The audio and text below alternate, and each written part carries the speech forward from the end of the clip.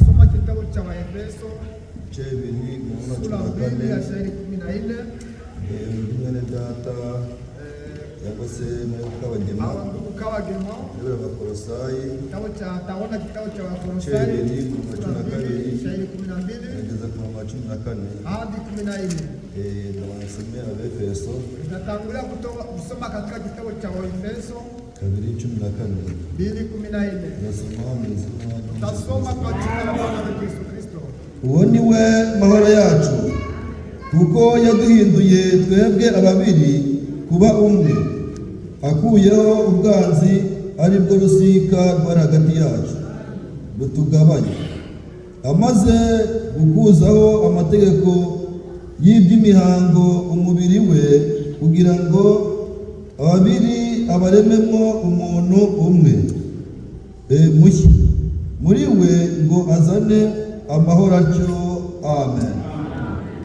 Turasoma mu Yesu Kristo. Kuko mwabambanywe nawe, turasubiramo, kuko mwabambanywe nawe mu mubatizo, kandi nibo mwazuranywe nawe kubwo kwizera imbaraga z'Imana yamuzuye mu bapfuye. Kandi ubwo mwari mupfuye muzize ibicumuro byanyu, nuko no kudakebwa bw'imibiri yanyu yabahinduranye bazima nawe, maze amaze kutubabarira ibicumuro byacu byose.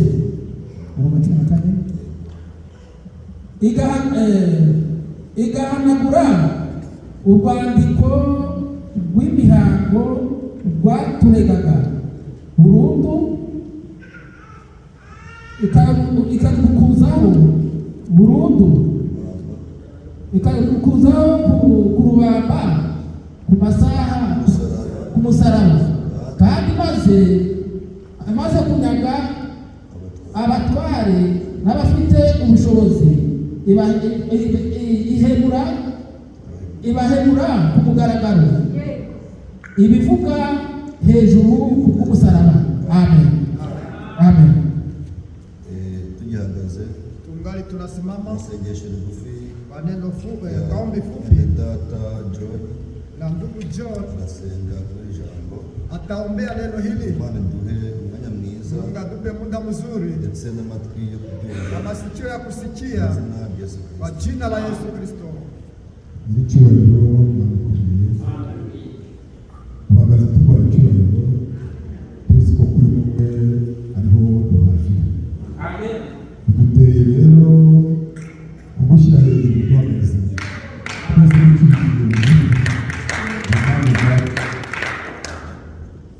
nk'uko abana bakikiza ameza y'ababyeyi, indira agasahani bashyira imbere ye, niko natwe turindiriye guterura agasahani ugahereza ababyeyi, guterura kandi ugahereza abadiyakoni, guterura kandi ugahereza bashiki banjye na bene data, uwatateranye wese atahe ahagije nawe.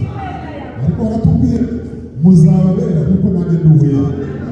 Ibyo kurya birera, natwe kubikoramo twanduye, ni ukuri ntabwo bishobotse. Niyo mpamvu twiyejesheje ya maraso ahumanura, kugira ngo mwene data umuhumanure na mushiki wanjye umuhumanure, abone akorerwa.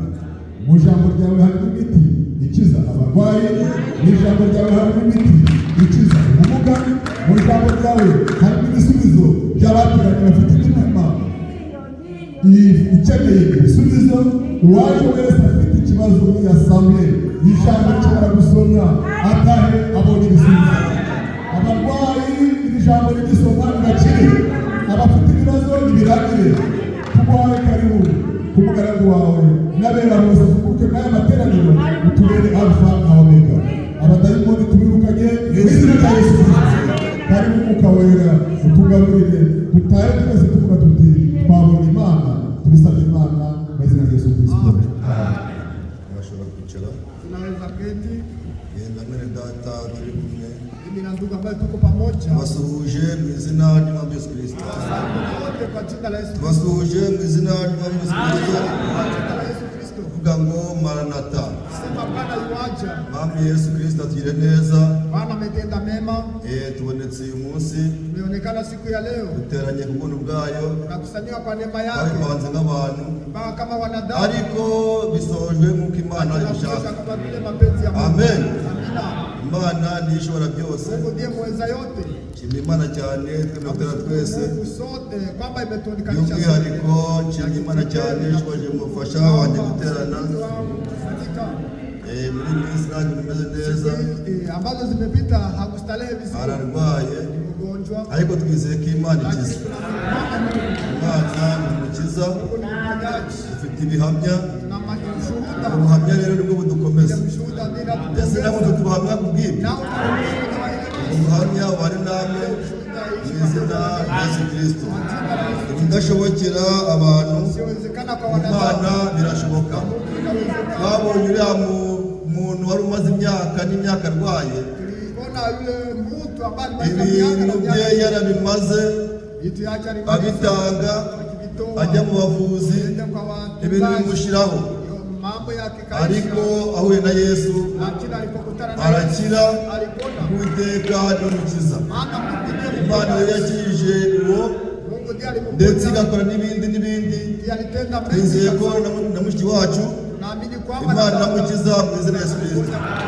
Kandi kugira ngo no gusaba umugisha abadusengera ndetse n'abadusura. Burya bavuga ngo karenge karaguma. Amen. Iyo ubonye umuntu ageze iwawe ukabona umuntu yagusuye ugira agaciro gakomeye. Ubwo umwami w'Imana avuga ati ujye ubara amazu yasimbutse cyangwa ubare amazu yatambutse. Mu by'ukuri amazu ni menshi. Rero hari abantu Imana yahaye imbaraga, ibaha amavuta, ibaha gusenga. Yabona mujye murasenga kuko ibintu byose byezwa n'amaraso, amaraso ya Yesu Kristo. Amaraso y'abantu amenetse arandura, amaraso y'inyamaswa amenetse arandura, ariko amaraso ya Yesu, amen, ahamenetse harera. Nawe mwifurije kumererwa n'amaraso ya Yesu Kristo. Aya maraso ya Yesu Kristo akweze mu izina rya Yesu Kristo. Ibinaniranye ku bantu, ibidashobokera abana n'abantu, ku Mana birashoboka.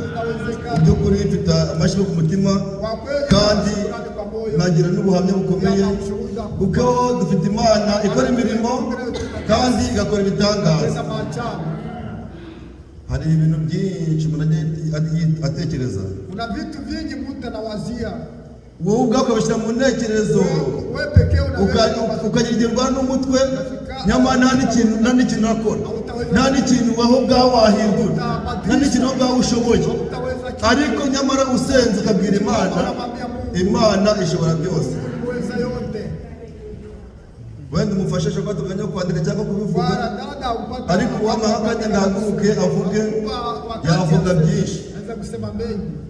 Hari igihe no kwivuza bakubwira ngo bitewe n'impamvu zimwe na zimwe ntabwo wemereye kuvurwa. None reka mbabaze, ubayeho utarya ukarwara ntuvurwe wabaho gute? Yari amaze amezi agera mu 8 adafite green card. Hana green card. Yarayapuritse, iragenda bibiyo, ikaenda ikadumu kule. Atangiye kwiheba, alipoanza kata tamaa, nusiko mbona bitagiye guhagarara, mbona vitu vinaanza, abantu bakadafite ijyanwa bari kubapakira, wenye hawana vitu, naye nzabona bapakira, na nione wananibeba basi, bahamagara ku cyicaro, kaita kwenye makao, green card yanyu yaraje, iri ku posta, imaze icyumweru yasohotse, ko nayo tubona ati mwihangane burya iri mu nzira. Tumaze kurekana n'isaha imwe tubona n'indi green card yaje posta. Imana yacu nabona mumfashe dore Imana impundu kandi tuyishimire.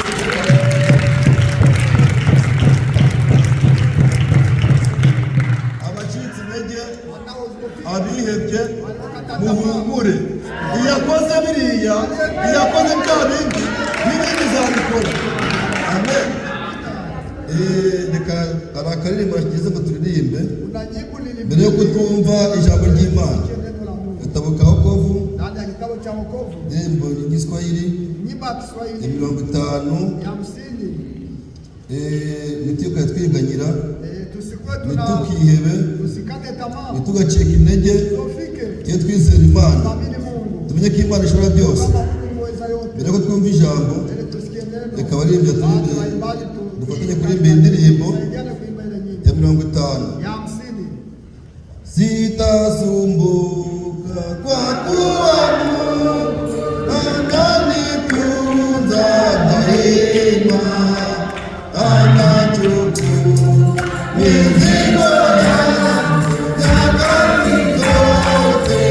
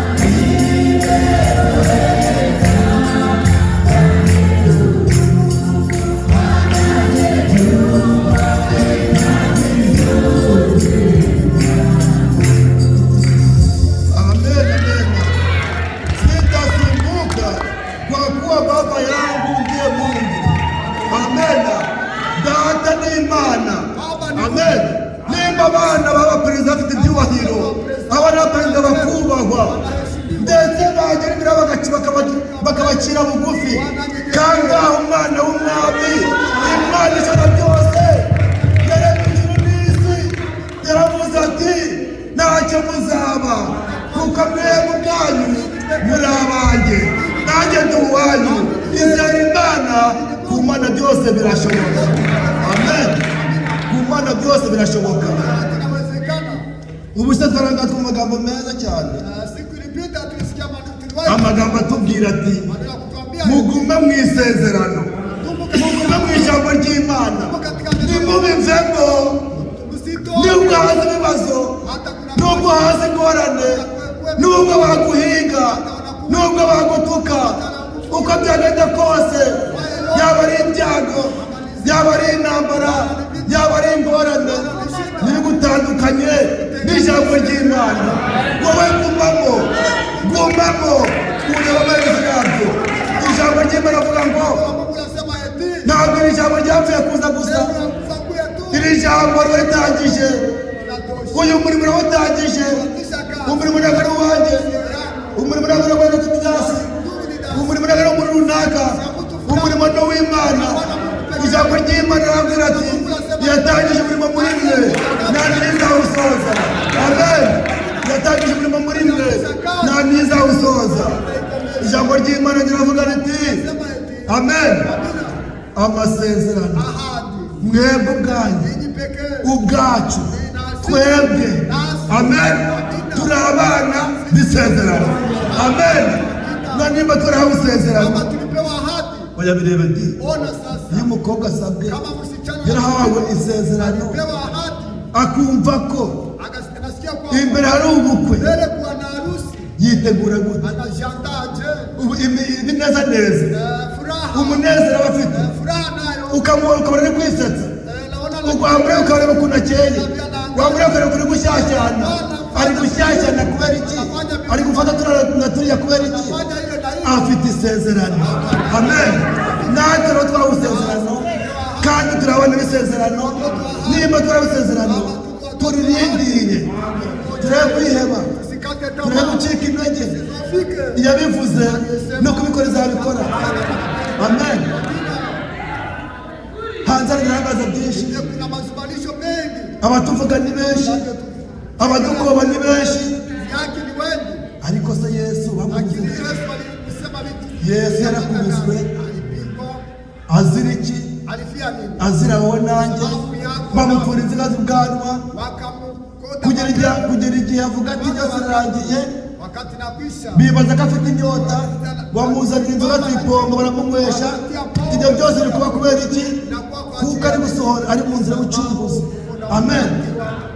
Acungure wowe, acungure nanjye. Nyamara yararenganye, ngo abantu bamurebye ngo baratari umuntu wo kwifuzwa, ngo kubera iki? Kubera yikoreye ibyawe n'ibyawe. Warakoze Mana kubw'iyo mirimo wakoze. Amen. Burya rero indirimbo twaririmbaga yatega ati nimukiganyire kandi nimugahangayike. Amen. Nimugahangayike. Nimba mu mbaraga zawe, mu bushobozi bwawe, nta kintu na kimwe ubasha gukora kugira ngo ukize umuntu, cyangwa se ufate n'umusatsi wawe uwurinde, ni iki? Mwizere Imana n'imbaraga zanyu, kuko ubwayo ishobora byose. Imana imugisha abagaragu b'Imana aduhaye, kuko baturera neza mu ijambo ry'Imana, kugira ngo ijambo ry'Imana ritegure tube mu rugendo rukwiriye. Kuko ijambo ry'Imana riravuga ngo Uwiteka azishyura umugeni udafite ikizinga cyangwa umunkanyari. Ibyo bizinga byose rero, uwo munkanyari wose, amagambo byose, ibyo bibazo byose tubivaho, tukabireka. Kubera iki? Kubwira ijambo. Erega atari ijambo nawe wamera nk'abandi, atari ijambo, atari abakozi nawe waba nk'abandi bose. Reka tujye dushima Imana, kuko muri iki gihe cya nyuma Imana yatumenye, ikatwohereza umuhanuzi, ikatwohereza umugaragu, kugira ngo bategure batumenyeshe iby'urugendo. Amen. Imana umugisha mu izina rya Yesu Kristo. Tugarutse rero none kongera ko amagambo y'Imana ni dukeya, tujye kuganira, tubareke mwisubirire mu byanyu. Amen. Dusomye amagambo meza ari mu gitabo cy'Abefeso, Abefeso 2 haratubwiye hati, Reka twasubira mu byumve neza. Abefeso 2:14 haravuze uwo ni we mahoro yacu kuko yaduhinduye twebwe ababiri kuba umwe akuyeho ubwanzi ariko rusika bari hagati yacu. Twebwe ubwacu twari ababiri, twari abanzi, twangana nk'abandi bose, tutaramenyera ijambo reka ngo twari nk'abandi bose. Ariko tumaze kumenyera ijambo, Uwiteka Imana azana amahoro muri twe, amaze kuzana amahoro hagati muri twe araduhindura.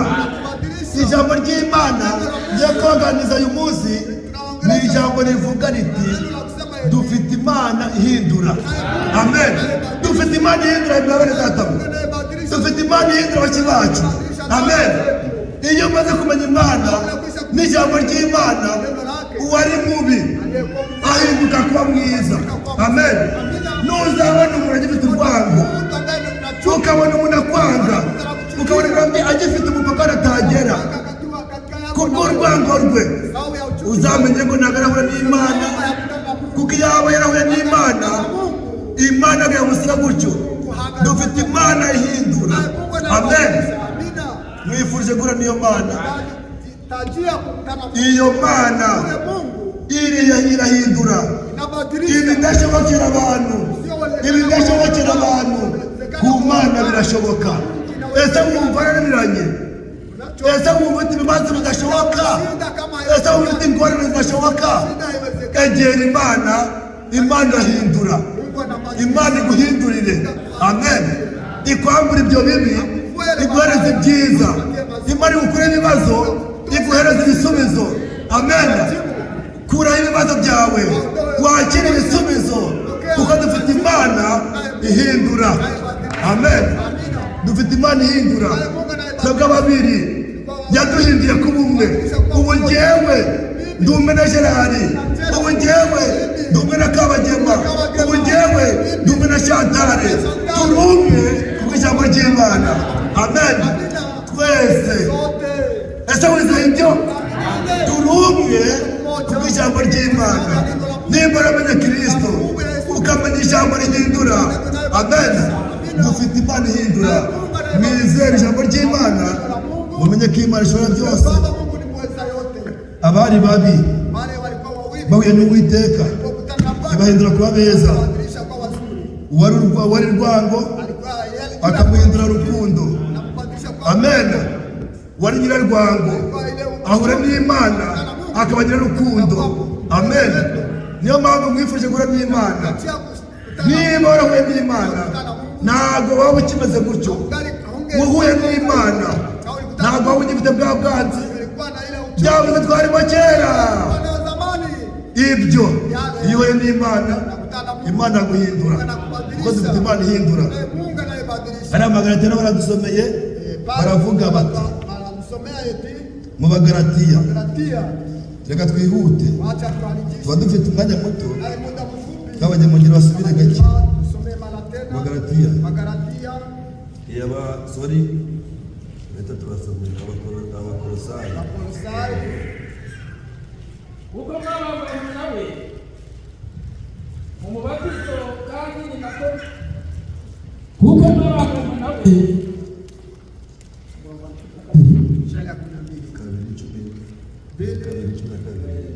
kuko mwabambanye nawe mu mubatizo kandi nimwo mwazuranywe nawe kubwo kwizera imbaraga z'Imana yamuzuye mu bapfuye. Kandi ubwo mwari mupfuye muzize ibicumuro byanyu no kudakebwa kw'imibiri yanyu, yabahinduriye bazima nawe, imaze kubabarira ibicumuro byacu, imaze kubabarira ibicumuro byacu byose. Amen. Arabyumva neza. Amen. Mwebwe abari bapfuye muzize ibicumuro byanyu, yafashe rwa rwandiko rwabaregaga araruzingazinga ngarukuzaho kurubamba ku musaraba. Mwebwe abari bapfuye kubw'amaraso ya Yesu Kristo muhinduranwa bazima nawe. Amen. kubana nawe guhindurwa. Amen. Bifurije guhindurwa bazima, muhindurwa bashya ku bw'izina ry'Umwami wacu Yesu Kristo. Dufite abana bananiranye badashaka guhinduka, dufite ababyeyi bananiranye badashaka guhinduka, ariko reka mbabwire ngo dufite Imana ihindura. Mwegere Imana. Iyo Imana iguhinduye, wubaha abakozi b'Imana. Iyo Imana iguhinduye, wubaha bene data. Iyo Imana iguhinduye, wubaha bashiki bacu. Iyo Imana iguhinduye, ntabwo ugira umupaka imbere yawe. Iyo Imana iguhinduye, ubu wera kuko wejejwe n'Uwiteka. Amen. Dufite Imana ihindura. Duhindura muri bazima nawe. Alitubadilisha kuwa hai pamoja naye. Kubera iki? Sababu gani? Kubw'imirimo yawe. Kwa kazi yako basi. Kubw'imbabazi z'Uwiteka. Neema ya Bwana Mungu. N'urukundo atugirira. Na upendo juu yetu. Ngo dukizwa kubw'ubuntu. Na ukolewa kwa neema. Ufite amafaranga yawe. Na pesa inaweza kubadilisha. Ufite iki cyakubeshaho? Kitu gani kinaweza kubadilisha? Egera Imana. Ya Mungu. Kuko ari ubuntu bw'Uwiteka. Nawe iguhindure. Nawe kubadilishe. Iguhindurire. Kubadilishie. Nakunze kubona abantu bari ku mipaka. Akavuga ko afite amazayire, akavuga ko afite amanuvo, akaza ashaka iki? Akina amadolari. Niba ukina amadolari, urazana amanuvo yawe, urazana amazayire yawe, bakuvunjire, baguhereze amadolari. Nawe wa mwene data, na mushiki wacu, hano turi muri eshanje, turi mu bavunjayi, turi imbere y'Imana. Imana yakuhindurira. Zana ibyaha byawe, zana ibibazo byawe, Imana iguhereze ibisubizo. Zana ibikuremereye, Imana iguhe ibyagushe. Imana iraguhindurira nta kabuza. Izera ibyo urabihabwa mu izina rya Yesu Kristo. Imana ihindura. Dufite Imana ihindura ati kubera iki tuvuze ko abaza? Nuko turabona niyo Mana. Wahuye niyo Mana, ibyo byose byashira. Kwenda umeze ko bagira amazimwe. Nuko turahura n'Imana. Nuhura n'Imana, amazimwe azashira. Kwenda umeze ko bagira rwango. Nuko turahura n'Imana. Nuhura n'Imana, uzabagira rukundo. Amen. Byitegereze neza. Yakobo atarahura n'Imana yitwaga Yakobo. Yakobo yagenda nk'umujene, akagenda akayenda fiyeri nk'umuntu w'umusore, ariko amaze gukira n'Uwiteka, Uwiteka amuhindurira ingendo. Uko Yakobo agendaga birahinduka. Amaze gukira n'Uwiteka, uwari Yakobo ntiyabatizwa Yakobo ukundi, ahubwo yitwa Isiraheli. Amen. Bisobanurwa ngo uwahawe umugisha. Ese nawe ushaka kumugisha n'Uwiteka? Egera Imana ihindura. Irakwambura umuvumo wose, ikwambura ibibazo byose, iguhereza umugisha. Kandi dufite Imana ihindura. Iguhindurire mu izina rya Yesu. Musabiye gusaba ngo hura n'Uwiteka. Sabye Imana iti iguhindurire, igukurire ibibazo. Ni uburwayi, dufite Imana ishobora byose. Ni ingorane, dufite Imana ishobora byose. Egera Imana kuko dufite Imana ihindura. Amen. Reka dusome Tito 3. Tito 3:5 havuze ngo iki? Iradukiza. Amen. Itabitewe n'imirimo yo gukiranuka twakoze. Amen. Iradukiza pe. Wizeye ibyo? Wizeye gukira? Izera ibyo, dufite Imana irishoboye. Amen. Iradukiza itabitewe n'imirimo yo gukiranuka twakoze, ahubwo kubw'imbabazi zayo idukirisha kuhagirwa niho kubyarwa ubwa kabiri,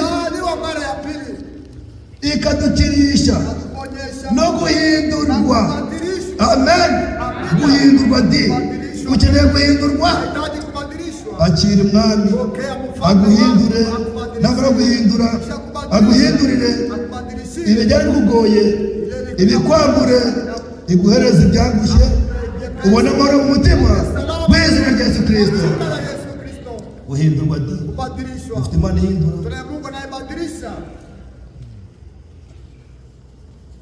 no guhindurwa bashya n'umwuka we n'umwuka wera uwo yahaye Yesu Kristo umukiza wacu kuducuncumuriraho cyane kugira ngo dutsindishirizwe n'ubuntu bwayo duhereko tube abaragwa turi abaragwa. Amen. Dufite ibyiringiro byo kuzahabwa ubugingo buhoraho. Iryo jambo rijya kwizerwa kandi ndashaka kuguhamiriza ibyo ubikomeyeho cyane kugira ngo abizeye Imana bagire umwete wo kumaramaza. Abizeye Imana mugire umwete wo kumaramaza, mumaramaza mu mitima yanyu, mwegere Imana ko dufite Imana ihindura. Mukora imirimo myiza, ibyo nibyo byiza kuko bigira icyo bimarira abantu. Amen. Gukora imirimo myiza, kuvuga neza, kumva neza, ibyo ni byiza kuko bifite icyo bimarira abantu. Amen. Kandi Biblia ikavuga ngo uzi gukora neza, uzi gukora ibyiza nabikore ni icyaha. Amen. Rero reka gukora icyaha tuache kutufanya dhambi. Imana ni umutima ukubwira gukora ibintu byiza. Kama moyo anakuambia kufanya, nta mategeko aguhana, bikore. Amategeko ahana abantu bakora nabi, wale wanayotenda dhambi bakakwinginga, wanakukwinginga, abakozi b'Imana watumishi wanakubembeleza, abakozi b'Imana bagapfuka, watumishi wanapiga makofi, abakozi b'Imana bakarara bataryamye, abakozi b'Imana bakarara bahagaze, bagahangayikishwa nawe, bakugira inama, wanakunga shauri, ukanga nakatala kusikia, ejo wajya kuvuga, kesho enda kusikia, ngari hirya iko kule, kumva umuntu arayegereza, kumva umuntu bamutwaye, kumva umuntu akaifanya hivi na hivi, kubera iki? Sababu ya nini? Bamugira inama agakumva, walimkunjia shauri akakatala kusikia ijambo ry'Imana, yabo ni wemera ukumva, ukikubali nasikia, Imana iguhindure. Mungu akubadilishe. Amen. Ni wemera ukumva, kumva kwawe no guhinduka, Imana iguhindure, ikwambure bya bindi, igukure muri bya bibazo, igukure muri za ngorane, iguhindure ku cyaremwe gishya. Amen. Ibyo ngibyo ngo niko kubyara ubwa kabiri. Amen.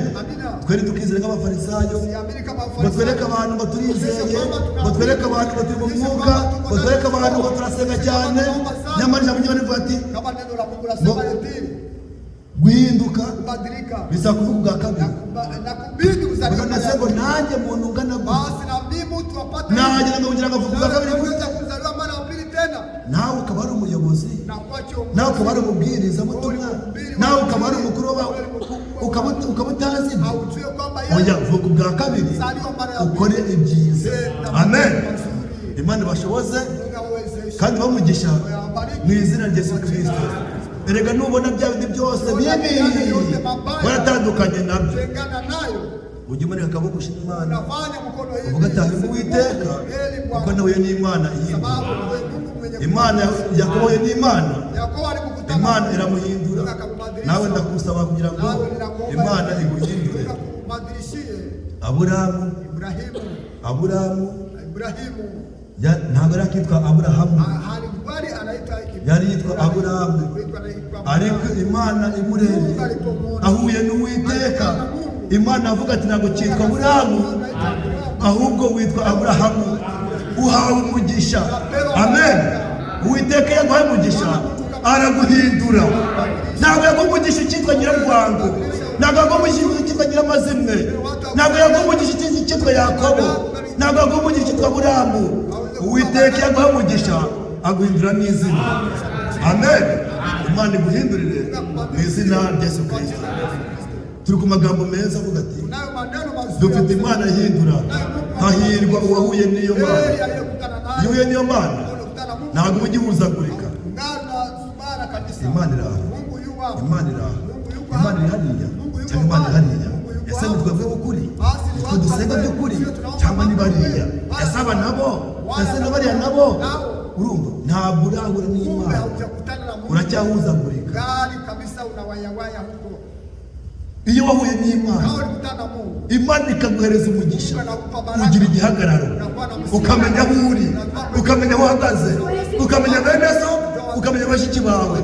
Ariko iyo utarahura n'Imana, ushaka kubwiriza iri jambo n'imyaka 10, ariko itaraguhindura. Iyo utarahura n'Imana, ushobora kuza ugatera, wajya kumva ejo wagiye mwabiriya, ejo wagiye mwabiriya, gereka ngo nimushaka mubone. Ntabwo uzi ibyo urimo, ntabwo uzi agaciro k'ibyo twahawe. Uracyakabakaba, uracyashakisha. Ariko ndakubwiza ukuri, senga Imana uhure n'Uwiteka, nta kabuza, ntashidikanya. Uwiteka araguhindura kandi aguhindurire. Amen. Imana y'umugisha kandi bashoboze mu izina rya Yesu Kristo. Reka dusome Abatesalonike. Wacha tusome kitabu cha Watesalonike. Kandi mujye turi gusoza. Imana yahuye Mungu alikutana n'abandi na wengine irabahindura na wabadilisha nawe iguhindura. Nawe kubadilishe. Kitabu cha Watesalonike. Kitabu cha Watesalonike. Nenda tuana kuhabona mbere. Ndugu anaweza kupata mbele. Anaweza kutusomea. Watesalonike 5. Watesalonike sura 5. Nasoma 16.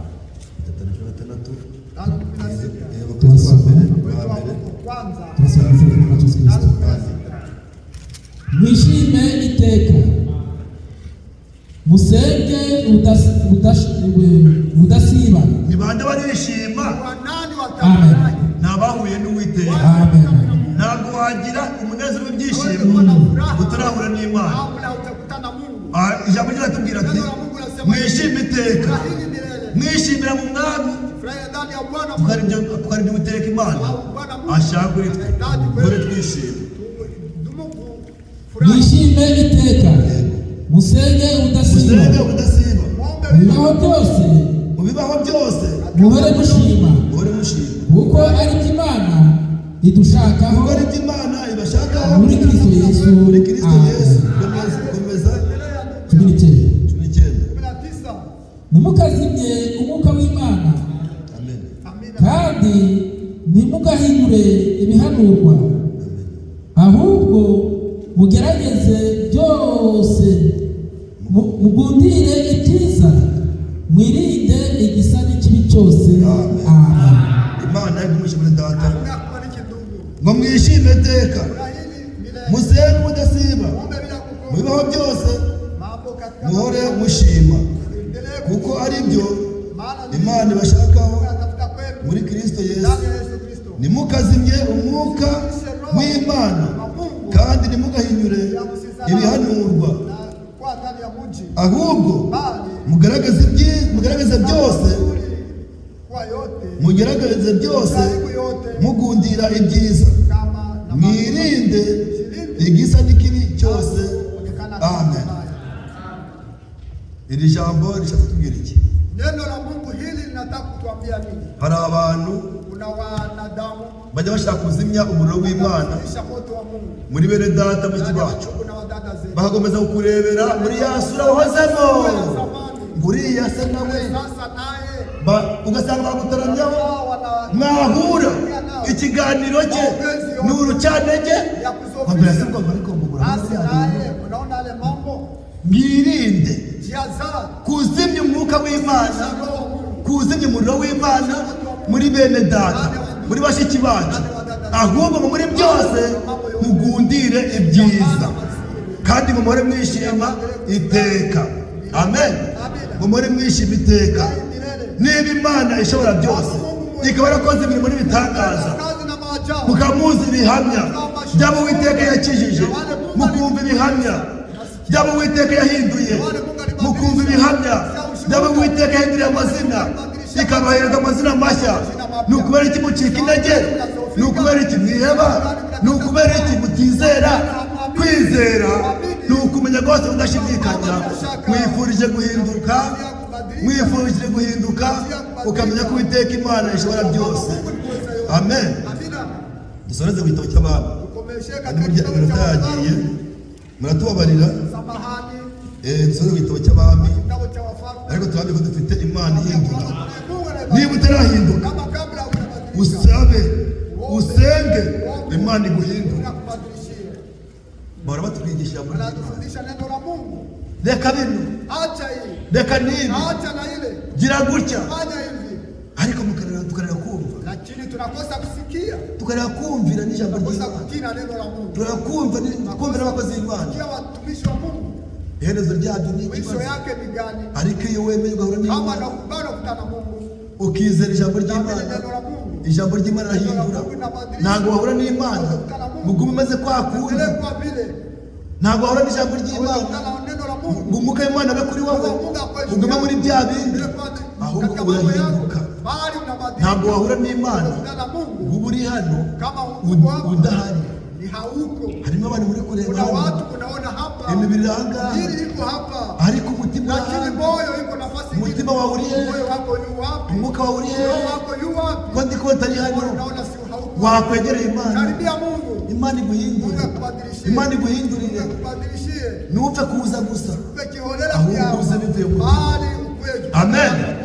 Imana ibashoboze mu izina rya Yesu Kristo. Abami ba kabiri 5:14